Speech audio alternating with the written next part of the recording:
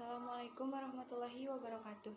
Perkenalkan, nama saya Mutiara Randini dari kelas 10 IP1 akan menjelaskan kembali tentang bab 4 tentang Al-Quran dan hadis dalam pedoman hidupku. A. Memahami Al-Quran, hadis, dan ijtihad sebagai sumber hukum Islam. Pengertian Al-Quran.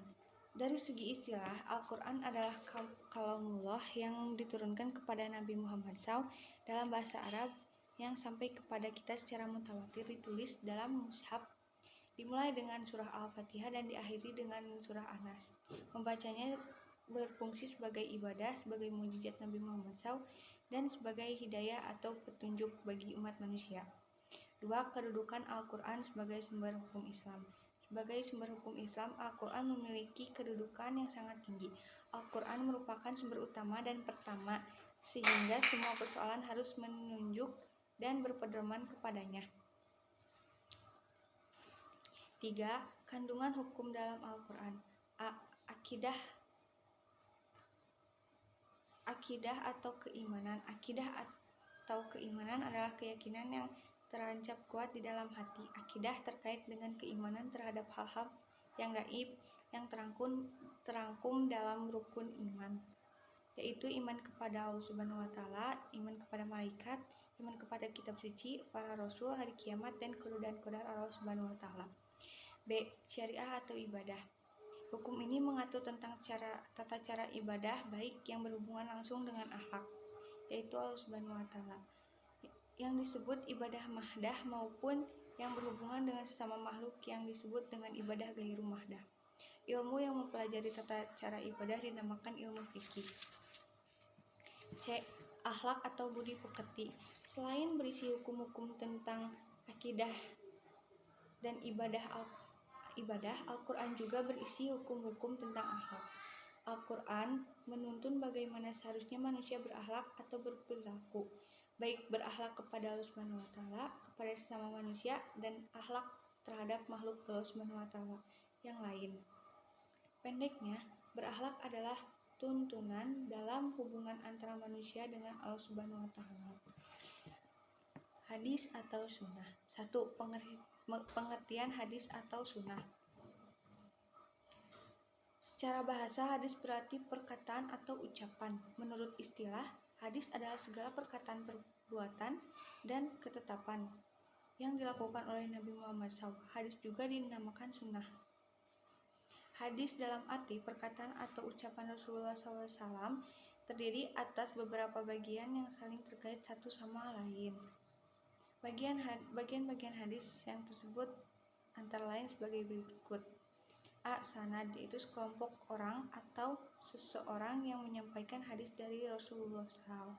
B. Matan, yaitu isi atau materi hadis yang disampaikan Rasulullah SAW. C. Rawi, yaitu orang yang meriwayatkan hadis.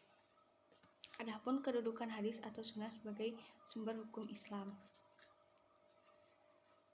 Sebagai sumber hukum Islam, hadis berada satu tingkat di bawah Al-Quran. Artinya, jika sebuah perkara hukumnya tidak terdapat di dalam Al-Quran, yang harus dijadikan sandaran berikutnya adalah hadis tersebut. 3. Fungsi terhadap Al-Quran, yaitu A. Menjelaskan ayat-ayat Al-Quran yang masih bersifat umum. B. Memperkuat pernyataan yang ada dalam Al-Quran. C. Menerangkan maksud dan tujuan ayat yang ada dalam Al-Quran. D. Menetapkan hukum baru yang tidak terdapat dalam Al-Quran. Adapun macam-macam hadis, seperti hadis mutawatir, hadis masyhur, dan hadis ahad. Ijtihad sebagai upaya memahami Al-Quran dan hadis. 1. Pengertian ijtihad. Kata ijtihad berasal bahasa Arab ijtihada, yajtahidu, ijtihadan, yang berarti mengarahkan segala kemampuan, bersungguh-sungguh, mencurahkan tenaga, atau bekerja secara optimal. 2. Syarat-syarat berijtihad. Karena ijtihad. Adapun bentuk-bentuk ijtihad. 1. Ijma adalah kesepakatan para ulama ahli ijtihad dalam memutuskan suatu perkara atau hukum. 2. Qiyas adalah mempersamakan masalah baru yang tidak terdapat dalam Al-Quran atau hadis dengan yang sudah terdapat hukumnya dalam Al-Quran dan hadis karena kesamaan atau sifat karakternya. 3. Maslahah mursalah, artinya penempatan hukum yang menitik beratkan pada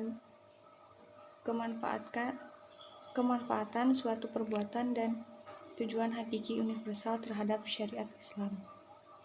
Yang terakhir, pembagian hukum. Ada hukum taklifi ke dalam 5 bagian, yaitu wajib atau fardu, sunnah, haram, makruh, dan mubah. Sekian penjelasan dari saya. Mohon maaf bila ada kata salah. Assalamualaikum warahmatullahi wabarakatuh.